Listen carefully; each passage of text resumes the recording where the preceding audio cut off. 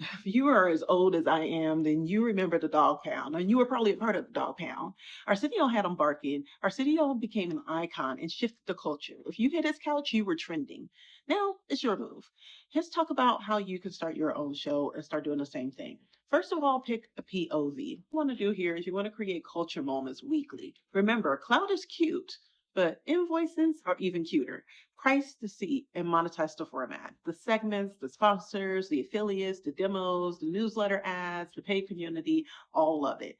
And if you're just as old as me and you remember the Dog Pound and you were a part of it, go ahead and comment down, pound down in the comment section. I don't know about you, but I remember Arsenio Hall coming on every night. And if you were in high school during that time, if you didn't watch Arsenio Hall show, you were basically outed. You were not a part of the gang.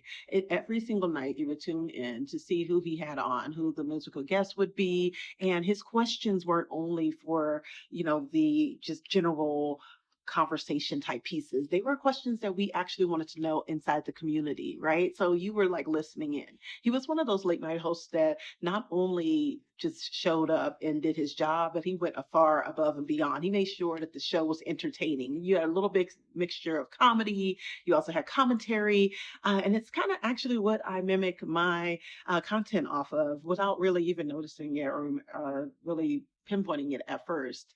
But I remember turning into Arsenio Hall, hearing kind of the kind hearing him comment about trending things and news that was happening, but then also having a comic spin to a lot of things he was talking to, but having guests on his show and also musical guests, right? That was where you found out about the musical guests that were coming out with albums. We didn't have social media, so we didn't have a way for you to really go and see whose album was coming out. You tuned into Arsenio Hall, and then you were like, oh, oh, wow, this person, right?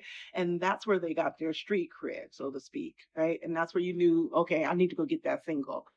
That Arsenio Hall, Arsenio Hall, without even really noticing it, became the first Black TV show host on late night. But he also became an icon in the community and moved a culture forward. So think about that when you're creating your content. You're not just creating your content, yes, to monetize, yes, but you're just creating your content to help people. So you're always going to do one of three things. You're going to educate, entertain, or inform, right? With all of your content that you're putting out there. The best content can do all three. My name is Jessica. I go by Joss Speaks Digital. I'll see y'all on in the next video.